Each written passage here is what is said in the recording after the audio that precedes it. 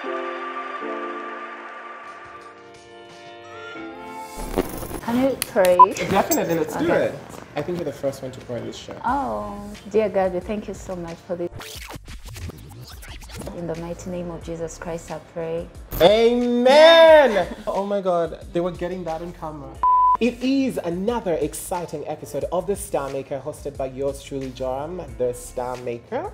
Yes, and I'm super excited that I'm going to be talking to one of the models that I adore and love the most. And we discovered, and she's a teacher by profession, turned and morphed into a top model right now, who's working in New York, Paris, London, Milan, Spain, Barcelona, all the biggest fashion capitals of the world. Ladies and gentlemen, welcome with me, the most beautiful, courageous, God-loving, she loves God to the fullest, Aketch, Joy Winnie. Etienne D. Atiamabe. Oh my gosh, welcome back home. Thank you, Jay. You still remember the language. Because they told us when people travel overseas, when they go Evulaya, they end up forgetting their mother tongue. When we go to Rome, we behave like Romans. So that's the drill. I'm in love with her accent as well. It's still Thank the you. same. So welcome back home. Thank you, Jay. So good to find you glowing, alive, and Thank you so much. Thank you very, very much. And did you just copy me? Because I mean, I decided to wear white, and then you also decided to wear white. I think it was telepathy. It's the white for me. It's the white for us. For us. Okay, so Aketch, Joy Winnie, let's go back in time. Let's go back, you know, back in the days. Tell us, how was it growing up as a child? So growing up as Aketch Joy Winnie, I grew up in a very humble background. Something I don't regret at all. Even if there were hardships, the hardships made who I am today. The values I was taught at home. I remember the first thing when I was growing up that my mother really made sure introduced to me was church. Amazing. Because she knew if I had God, I would grow up into an amazing young woman. And so even if we lacked so many things, but we had God at home. And I didn't grow up at home for the most part because my mom was in the village. She is a teacher. And my dad was like a city hustler, you know, from being a bartender to being a sales, you know. Yes. Yeah, so I grew up in church because that was the only secure place I would be assured for a meal. And so I grew up in a humble background, and I'm grateful for that humility, really, because it has taught me to be grateful for even the little. Even when I get so much, I always have that humility that I was taught from appreciating the little things that we had growing up. I remember, like, even going to my high school, we had to make breaks with my family that I had to go with to Troll Girls School. So I grew up in a very humble background, but I am grateful for every single bit of it. Amazing. Yeah. So I'm super happy, and I like the fact that you grew up in a very Christian environment, you learning so much about God. So what are some of these schools that you went to before you transitioned into being a teacher? Yeah. I know so many people are shocked. She's a teacher by profession as well. Yes. I'm a teacher by profession, and I'm grateful for that as well. So, Joram, I went to like 7 schools in my primary. Oh my God. Story of my life. Yeah, Yes. I went to like 7 schools, reason being like it was always hard to pay school fees because my dad was juggling here and there, and I really understood him. He really wanted to keep me in school. So whenever I went for like one school, I would spend there like 2 terms, and then the school fees would kind of like jam, and then I had to change to another school. So I basically didn't see my reports over the years. Yeah, I didn't see my reports. So I would leave the report and then go to another school, then be there for 1 term and then go to another school. So I went to like so many schools. I went to Nsambia Junior, I went to KCC, I went to Kansanga Primary, I went to Sunlight, and then there are so many schools there. I even went to the village. But the school I sat for my primary leaving examination, I was there for just 2 days. What? Basically 2 days. I sat at Bukasa Primary School, and then my mom was like, Joy, this time round, I don't want you changing schools for high school. I'm sure God is going to provide the tuition you will study, and I want you to go to a very good school. Amazing. So she took me to Tororo Girls School, and in our stories, she always told me that it's a school she always wanted to go to as a young girl, but she could never afford the tuition there. So she had to sacrifice all her efforts into the daughter. Yes. Yeah, I remember the first time I went to preparing for Tororo Girls School. We had to make breaks like together with my family, my dad and everything, and I was glad they mounted to the amount they needed for me to go to Tororo Girls School. So I went to Tororo Girls School. That's the school like I got really attached to, yeah, compared to the primary schools and stuff. So those are the schools I went to. And so literally you did your entire O-level and A-level at Tororo Girls School. Oh my God, 6 years. 6 years. My mom Kudos told me when I was, TGS. yay, I'm proud of being like an OG of Tororo Girls School. So what did you study at university? So at university, I studied a Bachelor's of Arts with Education in English and Literature. Oh my God! Yeah. And then you became a qualified professional teacher. Yeah. So did you ever practice your profession at any 1 minute? Yeah, I did. I had a chance to practice my profession like during SP, and for my school practice, I went back to Tororo Girls School to do like a give back, inspire those young girls.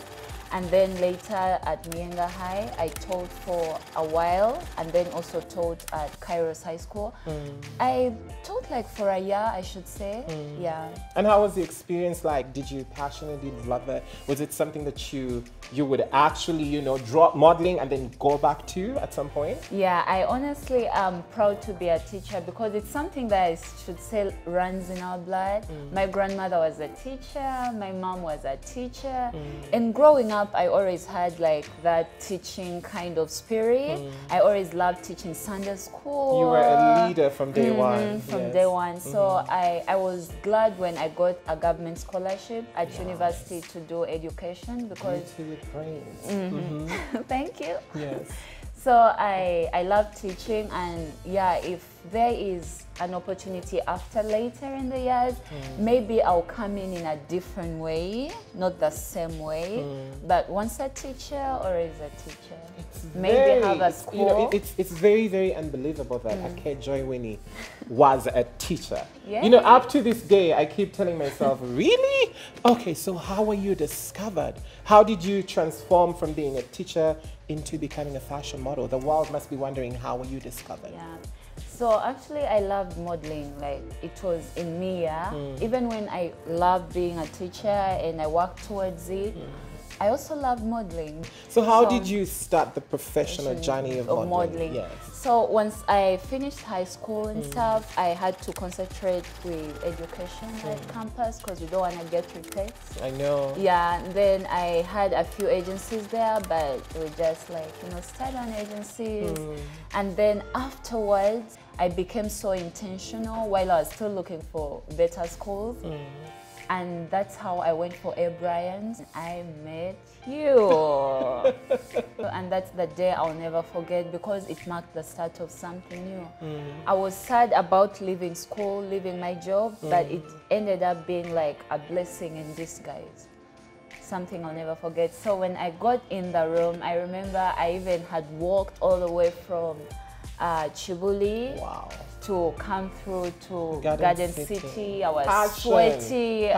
Passion. Yeah, and I just went in because there were so many models. I was even skeptical. I was like, will I really get to see? Even walk. I honestly came for the money at that time because I was jobless and broke. But I ended up meeting you, and I remember you saying, "Where have you been? Where have you been?" And I kept quiet. I was like, okay. Speechless. Because I remember when I talked to you, you just went numb. Yeah. Because, ladies and gentlemen, I remember the minute Aketch walked in, I was like, oh my God, there's a supermodel that just walked in. And then I kept asking her, are you signed to an agency? Are you represented? And she just went numb. What was going through your mind? Mixed feelings. I was like, okay, he actually sees something in me as well. You mean I can be a JMM model? And then you asked me, are you happy? Or that's when I was like, yes, I'm so happy. And since then, like, things started to work. I got a school, and then you would call me, hey, come into the agency, and then rush back. I would leave my kids with an assignment, like, hey guys, I'm coming back, and my kids were so supportive. Amazing. Yeah, they were really loving. They Didn't knew they I was like bully a you? Did they call you like teacher model, all the teacher model? Yeah, they like used that? to call me teacher model, but in a good sense because they loved me. Amazing. So whenever I would tell them, hey, can you do this assignment for 30 minutes? I'll be back. They would know, like, okay, teacher's gone for like a modeling gig. Yeah, so that's how it all started. That's how it all started. Thanks to So you are so much welcome. I'm so proud of you. Thank you. Then how did you transcend the borders of Uganda to start your international journey in Cape Town? Wow. So I still remember as though it was yesterday, because everything and like how things moved so fast from that day, like it was so fast. I think that's why it's so good to believe in God's timing. Absolutely. Yeah, because once that season comes, it's gonna be fast and everything will be in order. God will place people. Like everything is literally aligned. Yeah, exactly. And He'll even put forth people who are going to lead you through your next journey without hustling.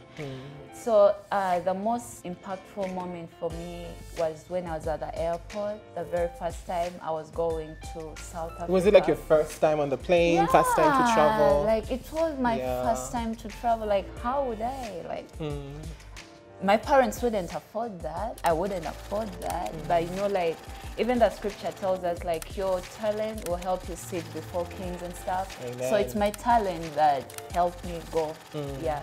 So I was at the airport, and I remember Jay, you asking me that, hey Joy, it's time to exchange your money. I remember. Yes. Yeah, and you know, I was so grateful for everything that had already happened, for scouting me, for believing in me. And pocket money wasn't something that I was going to dwell in. I just wanted, like, I was already grateful. I wanted to go begin this new journey. So I texted you and I was like, Jay, I actually don't have any money, but I'm okay. I remember you got me all the change that was left, and that's when I knew, like, you were a person that God sent to bless me. You're like my father, my other father. Yeah. So I remember that, and I ran to the bathroom, to the airport bathroom to cry. And I didn't cry because I was sad or pathetic. I cried because I believed miracles happen every day, and I was grateful, and how God sends people that you even didn't know for a long time, and they're going to change your life and they're going to bless you. So that was, I remember going to the plane, and my eyes were red, they were puffy, and it was all out of gratefulness and stuff. So that was like my first experience of going to Cape Town. Cape Town. So moving to Cape Town, you were one of the luckiest girls. Yeah. But I know Cape Town wasn't a bed of roses for you. We will talk about that bit. So you arrive in Cape Town, and literally you had to fly over to Europe in just a week to go do, you know, Gucci. Yeah. Tell us more about that experience.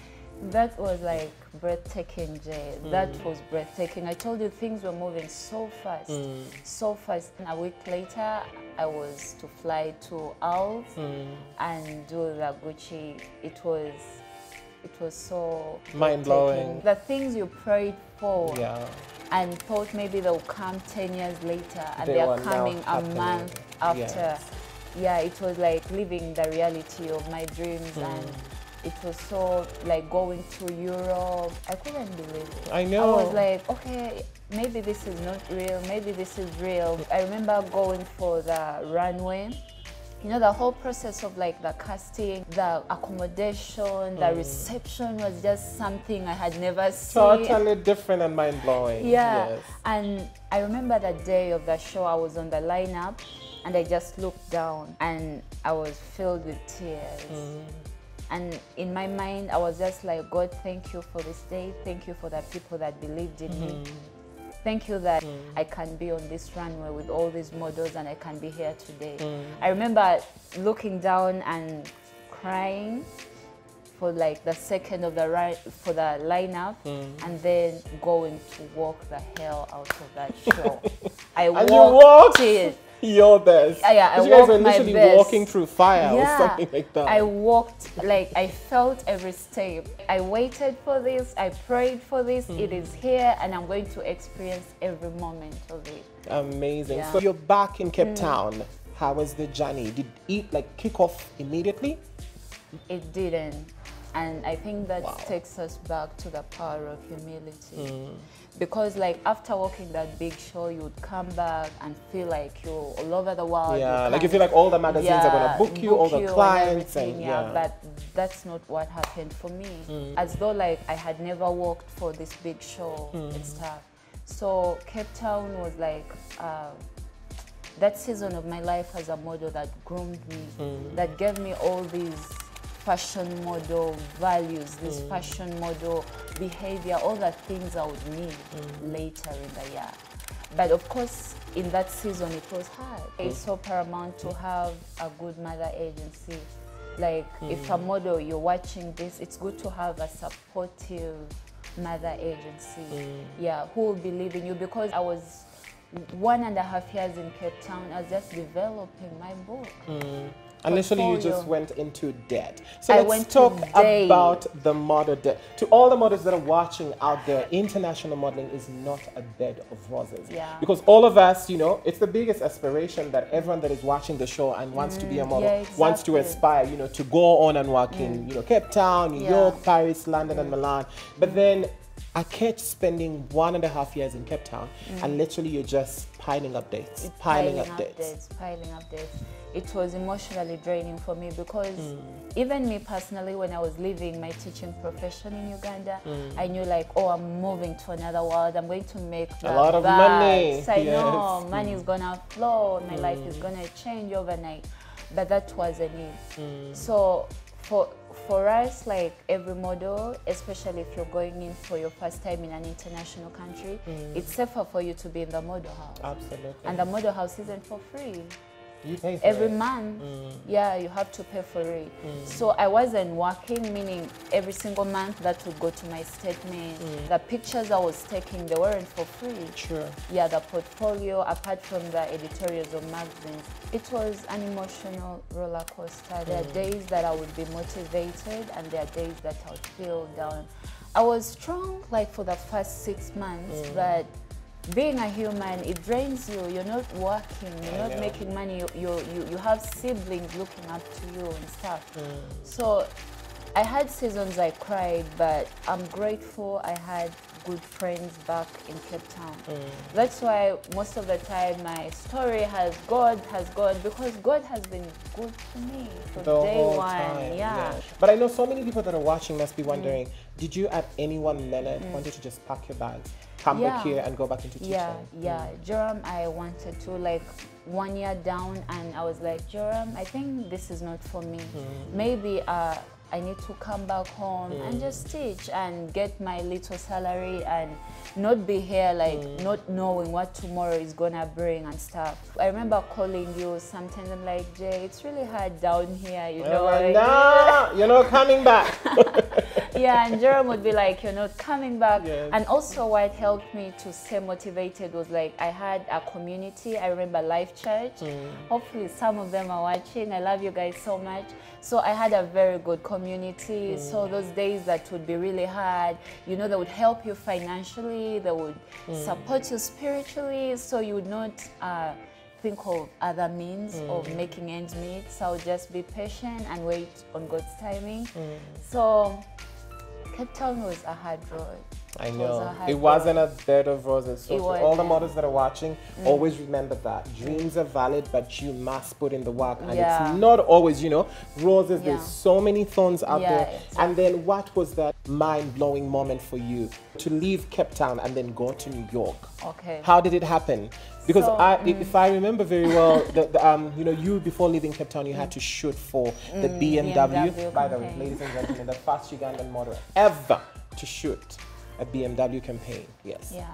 So I remember it was around 2019, and that was like a year. It's been like a year and a half along, like in Cape Town and stuff. Without work. Yeah, without work. And I should say I'm not totally like regretful for being in that year of Cape Town, because I'm grateful I passed through that. It gave me the pictures, it gave me that strong portfolio, and those were some of the documents that they were going to use for my USA visa and stuff. So very strong tashit. Yeah, exactly. So I remember after a while, the agency actually was now letting go of the model house in South Africa. And they were like, you know what, Joy, you need to go maybe rent out. Oh my God. So I was like, I haven't worked for a year and a half.